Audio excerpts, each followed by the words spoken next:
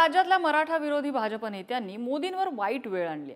मराठा आंदोलक मनोज जरांगे यांनी असा नेत्यांवरती निशाणा साधलाय। मोदींना निवडणुकीत महाराष्ट्रात मुक्काम करावा लागतोय असंही जरांगेंनी वक्तव्य केलेलं आहे। बीडमध्ये मराठा आरक्षणाच्या मुद्द्यावरनं दोन्ही उमेदवारांमध्ये झुंपली आहे। बजरंग सोनवणे आणि पंकजा मुंडे यांनी जरांगेंवरनं वक्तव्य करतायत।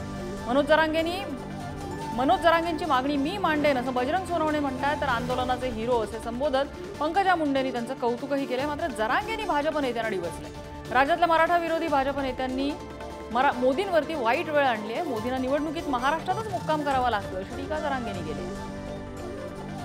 या महाराष्ट्रात दिल्लीला झुकवल एवढं आंदोलन आमच्या मनोजदादा जरांगे पाटलांनी महाराष्ट्रात उभं केलं।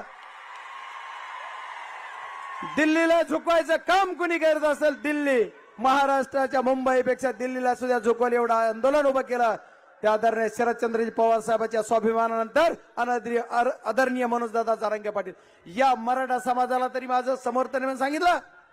तुम्ही सांगितलं नाही सांगितलं, पण मी जाहीर या सभेतून आज तुम्हाला सांगतो, मी ज्यावेळेस या बीड जिल्ह्याचा खासदार होईल त्यावेळेस आदरणीय मनोजदादा जरांगे पाटील साहेबांची मराठा समाजाविषयीची जी मागणी असेल तीच मागणी मी सभागृहात मांडेल आणि तोच शब्द मी तुम्हाला द्यायसाठी तो उभारलोय। अरे मी बाई माणूस असून घाबरत नाही, किती धिंगाणा घातला तो घुसून भाषण करते आणि तुम्ही पुरुष असून घाबरता, ते पण कशाला कॉमेंटला। अरे कॉमेंट काही नागाचा दंश आहे का काय म्हणायला, कॉमेंटला घाबरायले।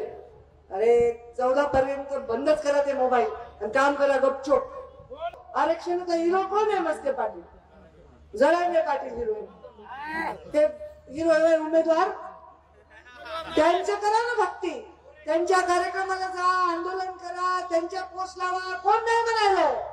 त्यांचा त्याग, त्यांचं बलिदान, त्यांचं कष्ट, त्याच्याविषयी आम्हाला रिस्पेक्टच आहे। मराठा एकजूट आला आणि महाराष्ट्राची निवडणूक 5 टप्प्यात ठरली। जिथं 88 उमेदवार आहेत तिथं एका टप्प्यात झाली।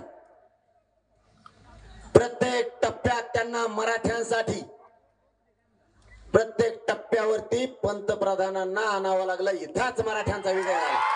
आताची मोदी साहेबांची परिस्थिती इतकी वाईट आहे,